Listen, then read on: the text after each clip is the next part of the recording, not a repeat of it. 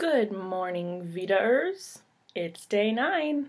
Today we're talking about kissing and dating and embarrassing and fun things about kissing and dating, and that's a lot, so I'm just gonna focus on maybe one or two things. Rarely have I been asked out on an actual date over the phone or in person, so I'm gonna go with not gonna be good at giving advice on that one. I think guys around me tend to do the, as Peter says, dating osmosis. I like that term very much. And I guess I'm okay with that. I mean, it worked for me and Cole, so. Cole and I have a really, really awesome dating story, and I will link that video from last VEDA down there in my pants. My worst date ever was probably, there was this guy in my class that I hadn't even noticed, and he passed a note to the girl that I was sitting next to and asked her to pass it to me, and it gave me his phone number and asked me if I wanted to go out, and we were in college, people. He passed me a note in college. He was really nice, I guess, from the note, and he looked not creeperish, so I was like, okay. And I sort of let him plan it, so he wanted to go to the Mexican restaurant, and so we went and we talked a little, and it wasn't super awkward, but there was really no connection as far as my side of things. And then he took me to a movie. People, I'm afraid of all things, and he took me to see Texas Chainsaw Massacre. If you are taking a girl on a first date, do not ever take her to see a scary movie. It's just way too risky, and in his case, it didn't pan out.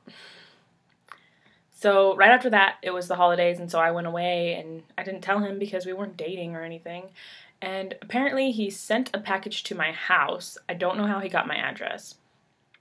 And it had all of my favorite things, like my favorite movie, my favorite band, not the band itself, a CD, and my favorite candies, and a card with a huge long letter in it.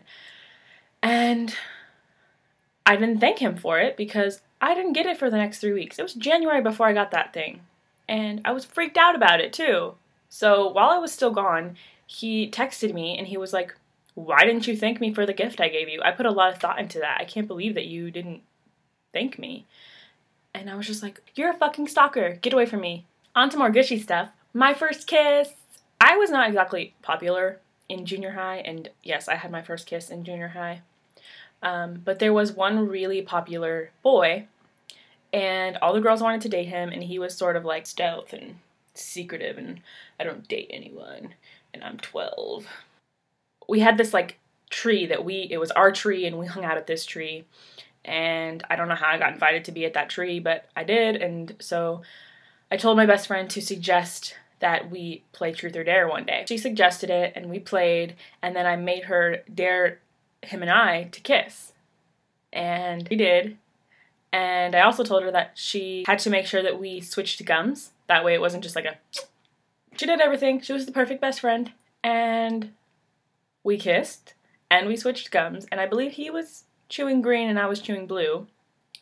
By the end of it, it was reversed. Yay for me!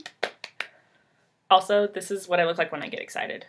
Refer to previous day. I love hearing about first kiss stories and dating stories in general. They're super cute. And they melt my heart. Yeah. So I have already watched some, and I can't wait to watch the rest. And I will see you guys tomorrow. Love your faces.